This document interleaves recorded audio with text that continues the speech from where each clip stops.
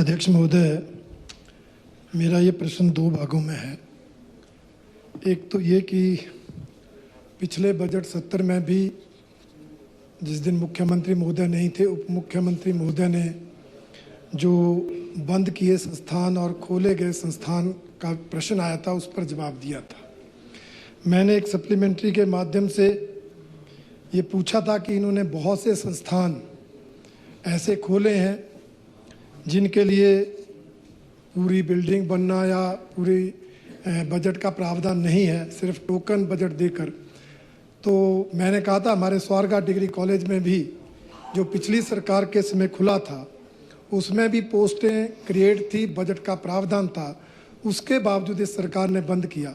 तो माननीय मुख्यमंत्री जी ने कहा था कि अगर आप वो नोटिफिकेशन देंगे जिसमें जो पोस्टें क्रिएट की गई है और बजट का प्रावधान है, तो मैं आज सदन के समक्ष ये नोटिफिकेशन रखना चाहता हूँ, जिसमें English, Hindi, history, pol science, economics इन सब्जेक्ट्स के असिस्टेंट प्रोफेसर की पोस्टें क्रिएट है, librarian, superintendent, senior assistant, JOI, PN, चौकीदार, सारी पोस्टें क्रिएटेड है और ऐसे ही बजट का भी प्रावधान है।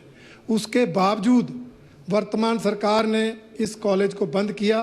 तो मैं आपके माध्यम से माननीय उप मुख्यमंत्री जी, जिन्होंने आश्वासन दिया था, वो भी सदन में बैठे हैं और माननीय शिक्षा मंत्री जी भी सदन में बैठे हैं, तो मैं ये आश्वासन चाहता हूं कि इस डिग्री कॉलेज को फिर से नोटिफाई किया जाए।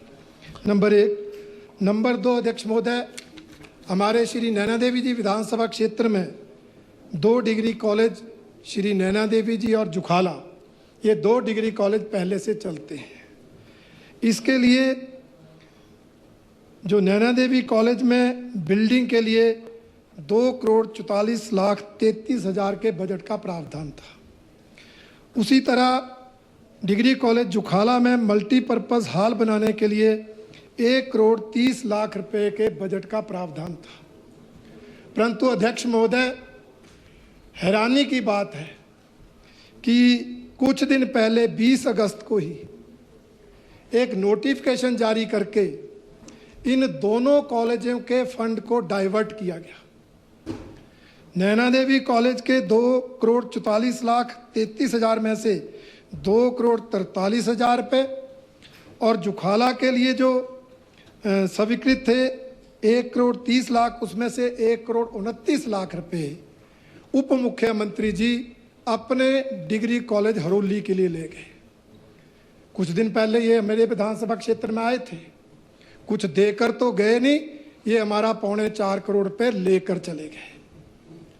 तो ये अध्यक्ष महोदय, मैं आपके माध्यम से, उप मुख्यमंत्री महोदय भी यहाँ बैठे हैं जो आज मुख्यमंत्री जी के तौर पर काम कर रहे हैं, इनकी कंस्टिट्यूंसी में बजट हमारे से छीन कर गया है, और शिक्षा मंत्री महोदय भी बैठे हैं जिनके डिपार्टमेंट से बजट गया है। तो मैं आपके माध्यम से ये जानना चाहता हूं कि क्या कारण, क्यों पैसा बदला और क्या सरकार इस बजट को इन्हीं कॉलेजों में, और मैं भी बताना चाहता हूं उनमें से एक काम का शिलान्यास माननीय मुख्यमंत्री जी, आपके मुख्यमंत्री जी करके गए हैं, उसके बावजूद ये बजट डाइवर्ट हो रहा है। ये इस सरकार के हालात हैं। इसलिए माननीय अध्यक्ष महोदय, ये जो विपक्षी विधायकों के विधानसभा क्षेत्रों के साथ अन्याय, भेदभाव तो होता है, दिया तो कुछ जाता नहीं, जो मिला है उसको भी छीना जा रहा है। कॉलेज बंद, संस्थान बंद, वेटरनरी डिस्पेंसरियां बंद, सीएचसी बंद, स्कूल बंद, और जो योर इश्यूज है 4.25 करोड़ आया वो भी चला गया सर। तो इसलिए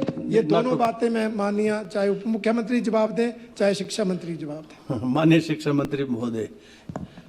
अध्यक्ष महोदय, रणधीर जी ने अपने विधानसभा क्षेत्र से संबंधित कुछ तो कॉलेजेस की डिनोटिफिकेशन की बात की, विशेषकर स्वारघाट की जो आपने बात की है, और कुछ डाइवर्जन ऑफ फंड्स की बात भी यहाँ कही है।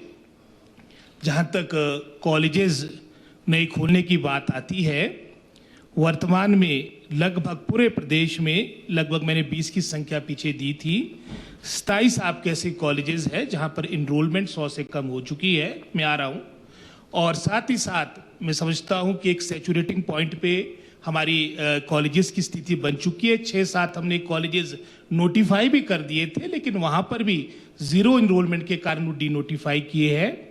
जहां तक आपने स्वारघाट की बात की, इसको मैं फिर से री एग्जामिन कर दूंगा। जहां तक आपने फंड्स को डाइवर्ट करने की बात की, मैं इसका अवश्य पता करता हूं। हालांकि मैं समझता हूं कि जो हमारे 80-90% जो कार्य आपके संपन्न होने जा रहे हैं, वहां के लिए पीडब्ल्यू डिपार्टमेंट हमारी नोडल एजेंसी है, उनके द्वारा ही प्रस्ताव आते हैं।